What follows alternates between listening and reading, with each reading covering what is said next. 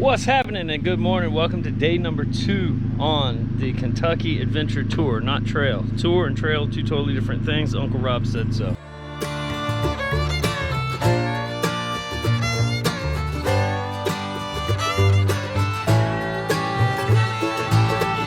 What's happening? I'm Will, and this is Pumbaa. Join us as we travel the Kentucky Adventure Tour. The CAT is a 900-plus mile loop around the hills and mountains of southeastern Kentucky. It's about 60% off-road Jeep trails, coal mining and forest service roads, and 40% rural, narrow, twisty paved roads through some of the most beautiful, remote, and rural areas of Kentucky.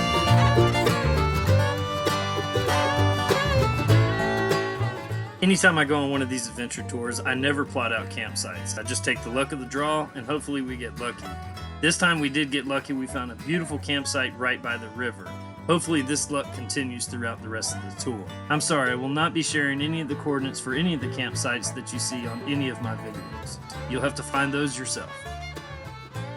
Everything loaded up, getting everything put away. I've been plagued with a bit of misfortune this trip. I broke my chair, and over here I broke one of these clamps. I've got a hole inside my water jug, so the stove, the little pop rivet came out of it. Is what it is. Oh yeah, and Rob messed up my hitch right here. Thanks, Uncle Rob. I'm super excited to see the eastern portion of the Kentucky Adventure Tour. I didn't realize it goes through the Hatfield-McCoy trails, which is going to be pretty awesome. And anxious to get up in northern Tennessee too. So we got a lot of ground to cover and a lot of cool stuff to see, so let's roll.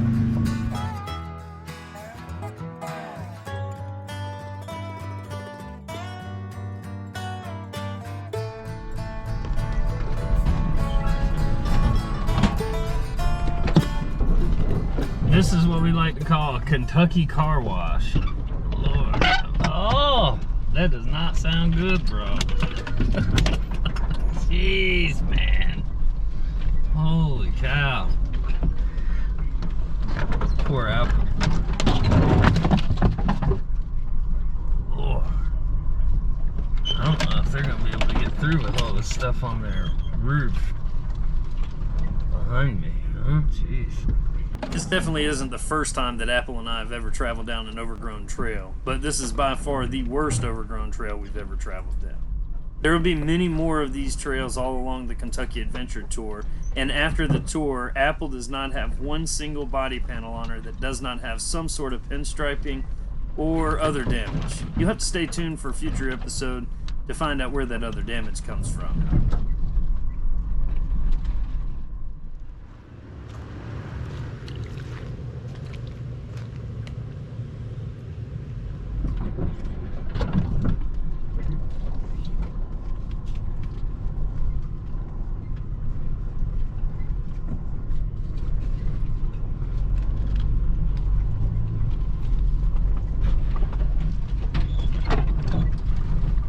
Think about the Kentucky car wash. That's hilarious.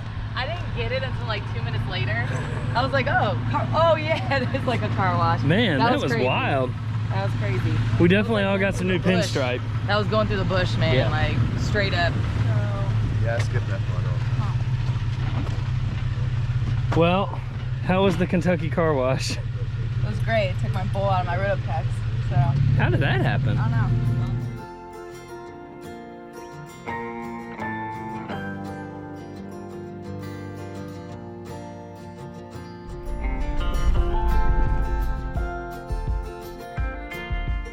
One of the coolest things about the Kentucky Adventure Tour had to be these wild horses that we came across. I don't know what the full story is about the wild horses. I've been told that they were left there and abandoned and they just have colonized since then. But nonetheless, you do come across wild horses on the Kentucky Adventure Tour. If you plan on taking the tour, make sure that you keep that in mind as you go through this area.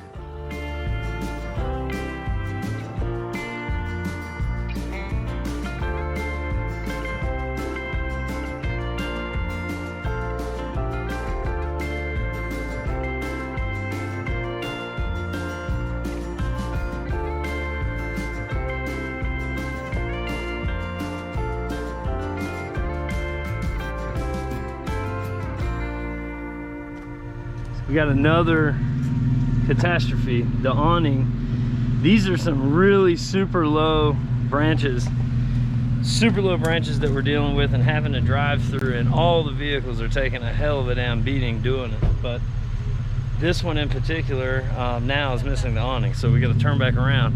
And also some point we've shifted off of the trail, so we got to figure that part out too. Now where we're at, the tree covering on this trail is just crazy, and it's really beating the hell out of our vehicles. Something fell off of one of the trucks, so they're going back to check that out. I'm scouting ahead up here trying to figure out if we get back on trail or what. So yeah, that's the current situation.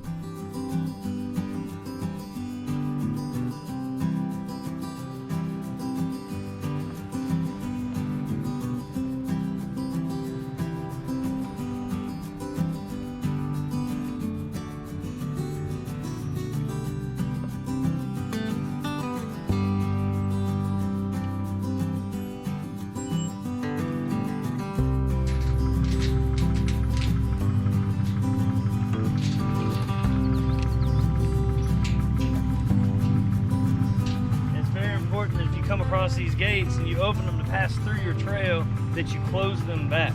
Super important. A little update. We are stopped at this little market. Normally whenever I do these trips alone. And this is probably one of the first really long trips that I've done with other people. And that adds a unique challenge in itself. Inevitably, people want to eat at different times. People want to stop at different times. People want to, some people drive slow. Some people drive fast. Some people want to get through the trail. Some people just want to keep on driving as much as they can. Some people just want to camp. And I'm a firm believer that anything more than 7 rigs is entirely too much. We have 4 rigs on this trip, and that's been challenging. I can only imagine having more rigs. You know, I'm so used to just having all of my stuff packed up, ready to go in the morning, getting on the trail, driving 10, sometimes 12 hours, and then coming into camp, unloading things, eating, and going to sleep, and then doing the same thing again. And that's how I get through these trips. That's how I do these trips. It's just how I've always done. Not everybody in the group does that. Not everybody in the group wants to do that. And you can't expect everybody to travel the same way as you. So it's a bit of a challenge, and I'm learning to kind of cope with it, I guess you could say.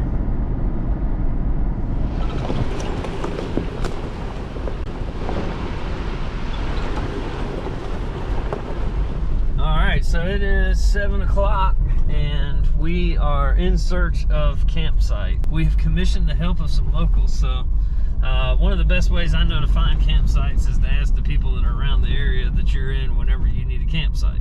And that's what we did. We started asking around. I found a little road, then right at the beginning of the road I found this guy here on the side-by-side, and he said follow him. So that's what we're doing. Current situation, looking for camp. Check out the road to get up here, huh? Lord have mercy. It's tough. It's probably gonna be a beautiful campsite. I can't wait. Hey, it's been 20 minutes. The guy stopped at one point and said that the campsite that he prefers is about 4 miles up. So we're going. We've lost Rob. Rob pulled over. He's had a bad day on the trail today, and he's having some car issues, so he pulled over. I don't know if he's going to join back with us or not, but he's camped out at the little break that we just had. So hopefully we get to catch up back with him again tomorrow. I don't know. We'll just have to check and see. But for right now, we're still willing to go get our campsite, and this is a hell of a trail. Apparently it's ATV trails. I don't really know how that all works, but it's not on the map. It's not on the Kentucky Adventure Trail map. It's none of that. So I don't know. I guess we'll see when we get there. I'm not sure if this is when the banjo music starts playing or not, but man, it's yeah.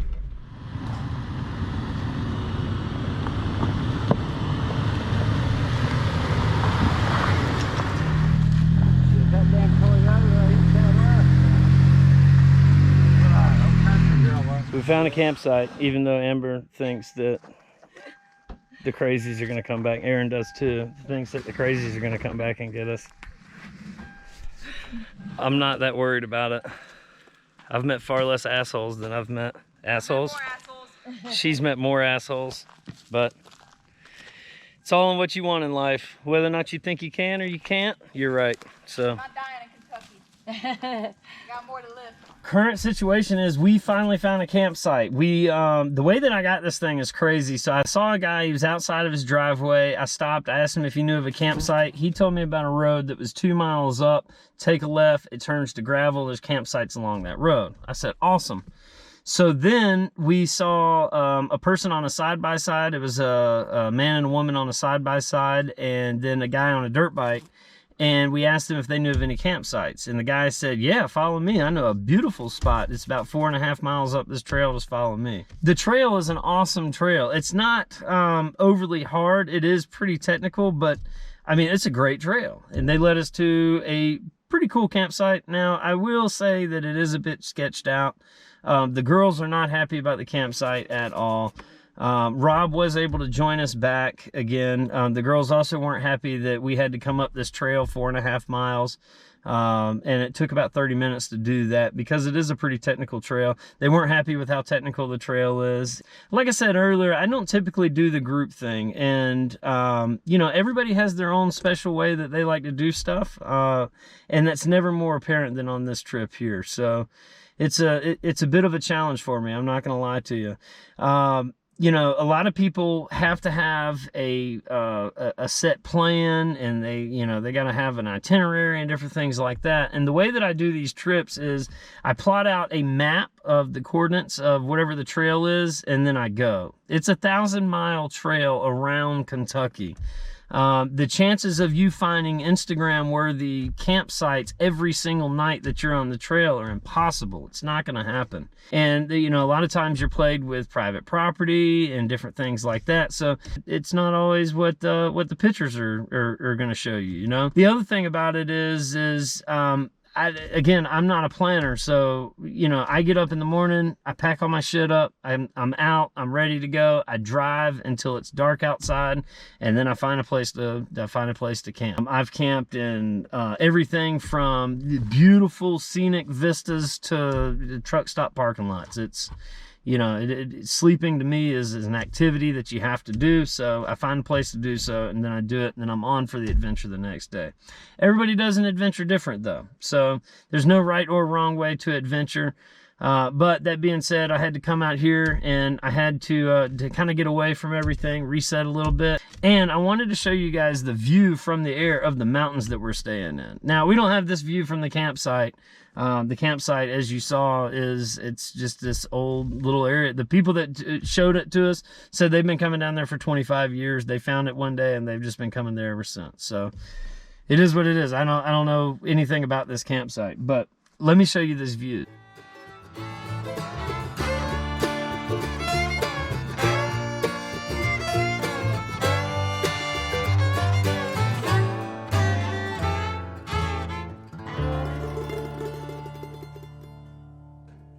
Chef girl body done got it, ain't it? Play when it comes to eating.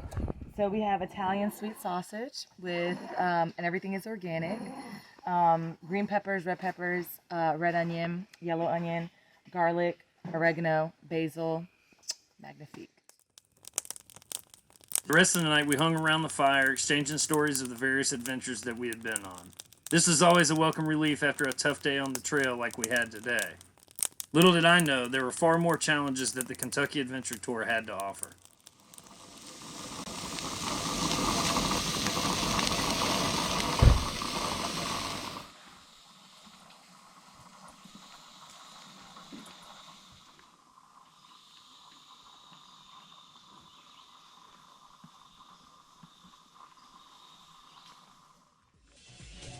Hey, what's up? I'm Sir William, and this is my crib.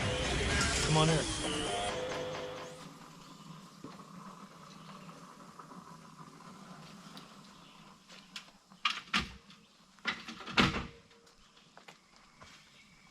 Amber, what do you think about the Hills Have Eyes campsite that we had? Honestly, it ended up working out quite well. No problems? No problems. Other than No the banjo coyotes. music? Other than your banjo music, no. So yeah, it was good. I mean, we lived. I woke up, went over to Aaron's tent, and I was like, bro, we made it. Like, we're alive.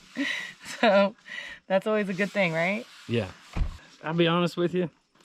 As sketchy as this looks, I felt like it was going to be okay, but it still has tons of sketch factor. Yeah. I mean, this is... A Blair Witch Project tent that we have over here. Your bullet hole chairs. Oh, yeah, yeah. So I was definitely a target last night. Got a little couple packets, little packets of Coke there on the chair with some bullet holes. Hey, man, this is just normal everyday living in the hills of Kentucky. You know what I mean? Yeah, somebody spent a lot of time setting this up right here. So I really appreciate whoever it was setting it up. And I appreciate the people that showed it to us and allow us to stay here and gave us the little inside bit on it. But yeah, cool spot, man. Hey, check with your locals, find campsites, and hopefully you get good vibes from the locals. If you don't, run. If you do, run. You might find something like this. This morning, the dogs got into a little bit of a squabble, and I got bit in the process of trying to keep them apart by the 𝐼𝙧, the lab mix that you saw there in the videos. And that being said, that's probably going to put the end on the cat for me. Once I get up here, I'm going to reassess this at probably around lunchtime. I'm going to change out the bandages, and I'm going to see what we're looking like. And I'm pretty sure it's probably going to need stitches. It's a pretty bad puncture wound that I've got in my hand. I'd show it to you, but it's wrapped up now, and it's not worth unwrapping for that. So, but the issue that I have is it's hygiene. So it's extremely hard to keep clean out here in this environment. There's no shower, you know. I do have some antiseptic wipes and antiseptic wash and stuff like that, but still, you know, it's a nasty environment. So you'd be real quick to get infection could set in real easy. So that being said, I'm probably going to go ahead and call it on that. It just is what it is. I hate it, but I can't risk getting infected. So the long technical journey down from the campsite gave me the opportunity to evaluate the overall situation that I was in. I came to the conclusion that I was going to continue on the Kentucky Adventure Tour, but I was going to do so by myself. I'd let the rest of the group know once we got back down to the main route. I also had to readjust my bandages. Here are some pictures of the injury that I sustained. If you get squeamish, I'd advise you to look away until I tell you you're good. Those are some pretty gnarly and deep cuts, don't you think? This one, I feel sure, probably needed stitches. Okay, you can look again.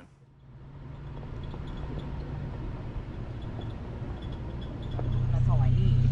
a little bit of trail damage getting out of the campsite this morning. That's the first bit of trail damage for Aaron. Yeah, I'm still in shock.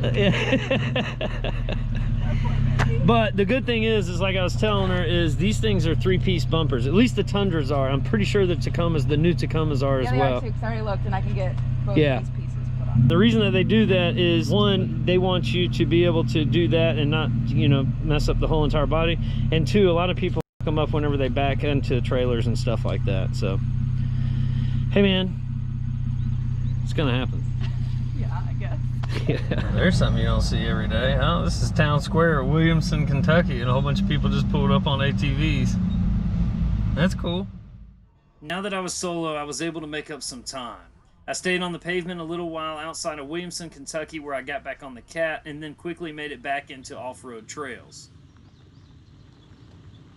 Being solo also allowed me the opportunity to get more footage of the truck as I was on these trails, and I'm glad because I came to probably the prettiest area of the entire Kentucky Adventure Tour, which I believe are the Hatfield and McCoy trail systems in Western Virginia. That's it for this episode of Sir William Goes on the Kentucky Adventure Tour. I hope that you're enjoying the series so far. There's so much more to come, so make sure that you hit that subscribe button and click the bell for notifications. If you like what you see, make sure that you hit that like button and leave me a comment down below. And until next time, peace!